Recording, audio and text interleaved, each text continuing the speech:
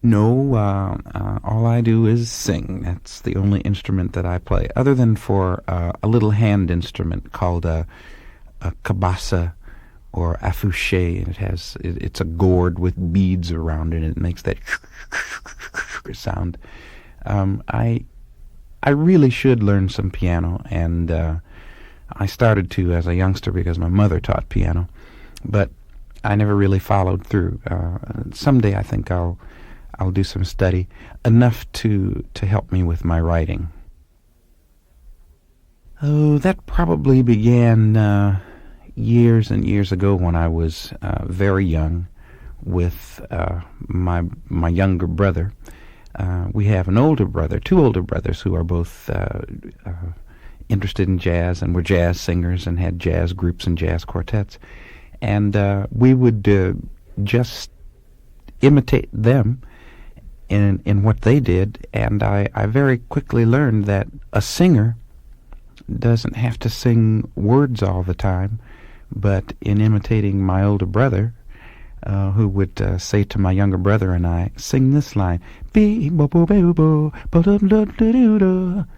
we would do that, and I think I kind of learned at that time that the voice was really an instrument also, and it grew from there, and in early teenage years began to kind of imitate the sounds of other instruments. But it really wasn't until I was 21, 22 at a university and singing in nightclubs that I began to venture to try some of that stuff on stage. No, I really am not a studied vocalist in the sense of one who's had any special kind of training. All my training has happened on stage. I learned from doing it. However, I do think that it's a real good idea for any singer to do some formal study. I think I could have benefited and still could benefit from some formal study that really teaches good, solid, basic vocal technique so that you're always singing in a way that both projects the best that you can get out of your voice and preserves the voice as an instrument so you don't hurt yourself. Yeah, my mother and father were both players and singers. My father was a minister, and he sang with his congregation and to his congregation. And my mother was the church pianist, and so they were first. And then my older brothers and sisters were much older than I and pretty well into instruments and singing and playing by the time my younger brother and I came along, so that in the family there were lots of players and singers of music, and it all really kind of began there when I was very young, and I did my first recital when I was 4 years old. It was a fundraising for the church, but it did begin a long time ago, and my first musical influences were my family. No, I can't recall the very first time that I heard it. But I probably was 5 or 6 years old. And I don't know what it was that I heard. I do recall that very importantly in my early life, living in Milwaukee. As a young boy in grade school, there was this jazz station that broadcasted from Chicago, and we could hear it in Milwaukee, and it was a show called Daddy-O Daily. And I have a feeling that it was somewhere between that show, which played a lot of jazz music, and records that my older brothers and sisters brought into the house, that I first began to hear jazz. But I know pretty much for sure that it was a real strong part of my early listening. I think I'm a jazz musician, and I'm not sure if I should say that I'm primarily a jazz musician. Jazz has been a very big influence in my life, and I really enjoy working in that vein, and probably jazz is prominent in everything that I do. But I just can't limit myself to only jazz. I feel something for lots of different kinds of music, for rhythm and blues, and for more popish kinds of music. I feel something for religious and sacred music, gospel and other religious music. And I've found myself thinking here recently that sometime I might even venture some things that are in the real classical kind of tradition, which would be a real break from and a departure from what I'm doing. But again, it's an extension of what I think I can do and do well, and I might venture in that kind of direction too. I'm not sure that I can really categorize which form of jazz I like best. Traditional, modern, free. I like some of all of it. Probably as a singer, I like what I'm doing the most. And I'm really not sure what to call that either. It possesses elements of freedom, but definitely it's rooted in lots of traditional jazz from the bebop school. As it grew into modern and progressive jazz, and as it's become fusion jazz. So I like lots of kinds of jazz, the fusion jazz that fuses the rock, and the fusion jazz that's fusing R&B. I wanted to educate myself in the traditional kind of fashion. My folks wanted that for me too. So I grew up kind of taking in some values about education that were really prevalent in my house as a result of my mother and father and in the community. And so I took a degree in psychology and then went on to do a graduate degree in rehabilitation counseling. But I had always sung music as a kind of hobby during high school and during college, and in the college years began to do a lot of work in nightclubs. But my eye was still on completing my degrees, which I finally did. At night, I was singing in jazz clubs in San Francisco. A very important part of my singing career took place in San Francisco while I was working as a counselor. But after 3 or 4 years of working as a counselor, I really began to feel a little out of place. I wasn't a real good bureaucrat in lots of ways. I really didn't keep good statistics. Forms and papers were a real bother to me, and hello and good morning in triplicate, carbon copied hellos and good mornings.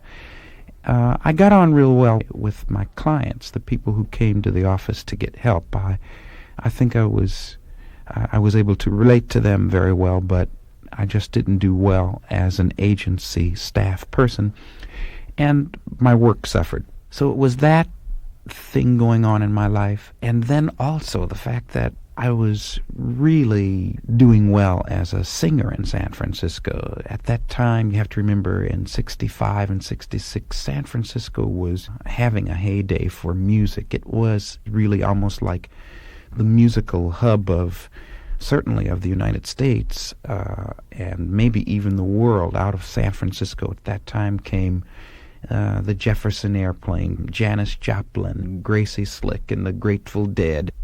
It was where Haight-Ashbury was, where the flower power and all of this new revolutionary thinking was going on. Berkeley, just across the bay. So San Francisco was a very important music center, and the fact that I was doing well musically in San Francisco was really a very important thing in my life, and I was really happy, and I was being accepted as a singer with great people around, even though I was doing jazz and not rock and roll. Really kind of influenced me to make a decision to break from counseling. And I turned in my resignation and just decided to do only the music, and I didn't starve. In fact, I made more money doing that one job than I was making doing both jobs. Not that money is the criterion. So that's basically what happened. And here I am.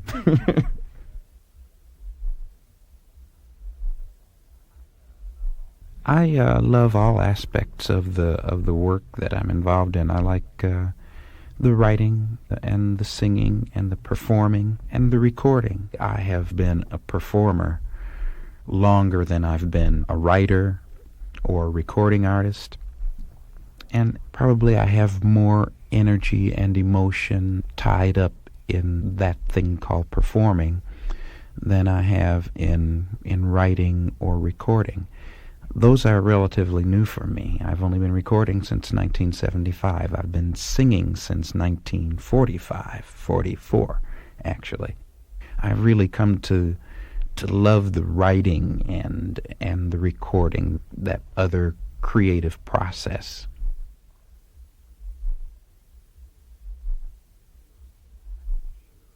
I'm not sure if it's correct to say that I was more successful internationally than I was in America. I think what happened that gives that appearance is that I think there were probably far more people in America at any one time than in the rest of the world combined.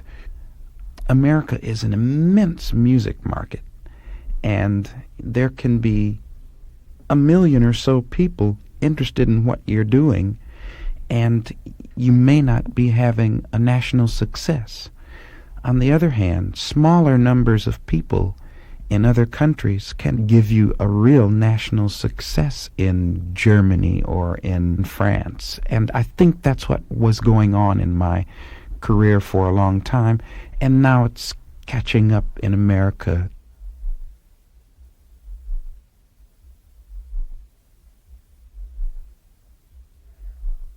There are at least a couple or three things to point to. I think momentum, for one. I've managed to stay alive in the industry, even though I haven't, had top 10 records. I've managed to stay alive, and I've been a snowball, sort of going downhill, getting bigger, and people are finding out about my music, and so more and more people are being drawn to it. I think that's a very important factor. The other thing, I think, was finding myself with a new producer. Jay Graydon has been a real important part of my success. We sat down and analyzed what it is that I do, and in a nutshell, what we did was we began to try to highlight and spotlight the particular things that I do. I like to jazz. I like to scat. Since I'm with Jay Graydon, I've learned to discipline myself in the studio and not scat on every song. Now, here is a ballad, and just sing the ballad like Al Jarreau, Frank Sinatra would sing the ballad. Here's an R&B tune. Sing it with all the R&B licks that you feel, and do your R&B thing. It's not so confusing anymore.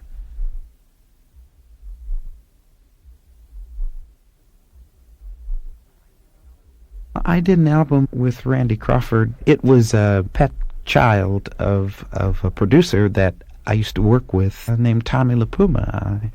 He and Al Schmidt, who is a former producer of mine too, and an engineer, had this idea of recording several Warner Brothers acts who were going to be in Montreux at the Montreux Jazz Festival, and making an album of that stuff. So that's what we did. It was very hard, lots of rehearsing, and I did 3 songs with Randy Crawford, and she's a joy to work with. She's enthusiastic and gentle, and we had a lot of fun.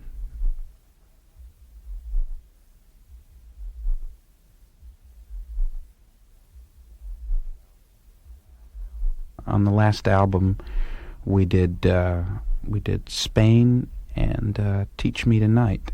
For me, a classic song is one that is not necessarily a real popular song. It should contain some real sensitive music and lyrics. I think chord changes and melody that that are interesting and take the listener somewhere. That's important. And then a lyric or a message that says something too. And it doesn't have to be really complex. Some of the most famous and classic pieces are things with very simple changes and simple lyrics. But basically those are the elements. That's my criterion. It has to satisfy those things for me to want to perform them and sing them, and for me to think that they're real classics. I only started writing in 1970, but by comparison to the length of time that I've been singing and performing, it's a pretty short time. I started doing that as a result of a need. I was with a group of people, and we wanted to record together, and we knew that we needed original material to record, so I just decided that I was going to write. Although these days I write on my own, and I write a lot with other people, probably more than anyone. I write with Jay Graydon, my producer, and Tom Canning, who's my piano player and has been my musical director for many years. When I'm writing on my own, I follow what might be a kind of interesting procedure. If you have a musical instrument, you can probably sit down to the piano and figure out chord changes, and maybe you can even notate what the chord changes are or what the melody is. But I have a little tape recorder, and I sing the melody into the tape recorder, and I'm hearing what the changes are, so I sing the chord changes in arpeggio fashion, and then I can relate that to my piano player when we get together later. And it works for me. I was involved in about 90% of the writing. There are a couple tunes that were written words and lyric by other people. So the new album really is different in that there are more collaborations than ever before. But yes, I'm involved in quite a lot of the writing on the new album.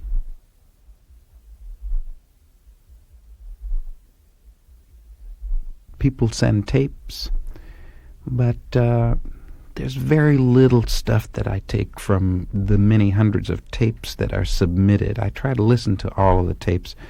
I don't get to listen to every single one of them, but there are people who help me, who know what I need and what I want. And then things that are closer to what I might be interested in, I listen to myself. But there are very few things that I take. In fact, there's only been one that's come in that way. More often it's been people who've been very close to my production team, who are musicians and writers, who really are tuned in to what I do right now, today. And these people have presented tunes and material, and I found myself using those things.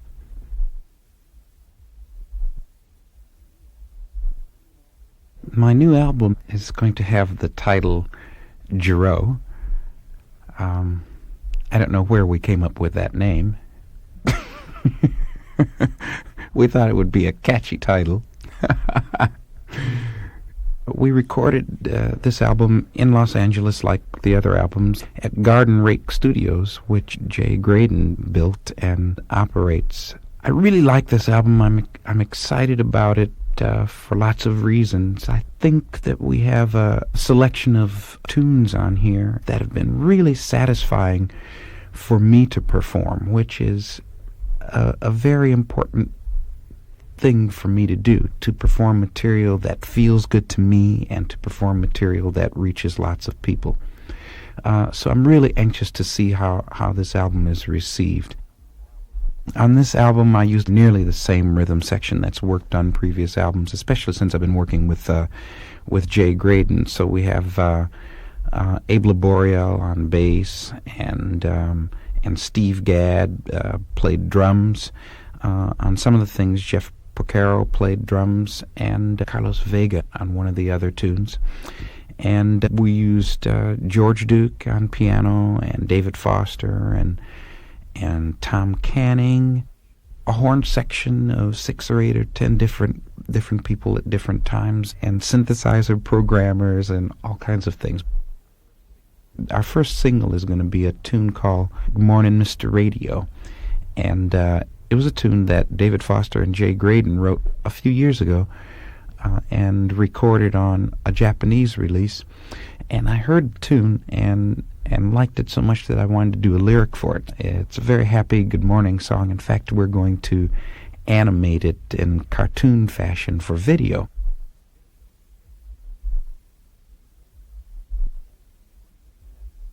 That's Good Morning, Mr. Radio.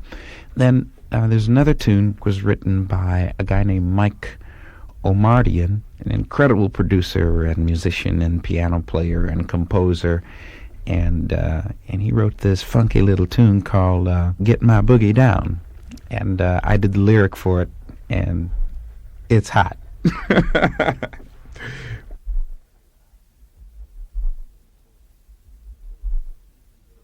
Even though it is experiencing a slump, the music industry in America and in the world has been privileged enough and been lucky enough to be able to contain lots of different forms of music. Almost any individual can find something, to satisfy his musical tastes, but a lot of the trendy things I'm not really into.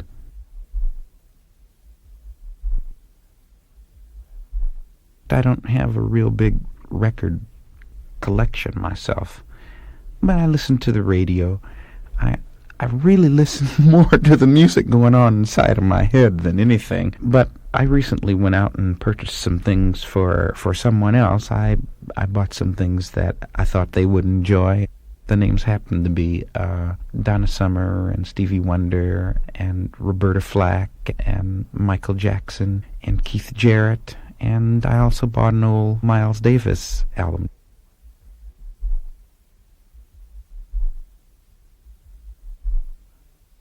I have some beliefs that kind of guide my life. I guess they are spiritual beliefs, but they're really pretty simple. If you believe them. Maybe that's a funny way of saying things. But I really have this unshaking belief and trust in the source and the force out of which everything sprang, and a certainty about its primary direction, that being to survive in the most glorious, beautified way that this source and its creations can survive.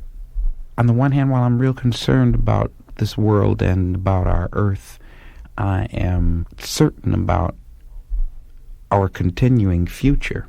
And that really makes me see people and the world and each day in a positive kind of way.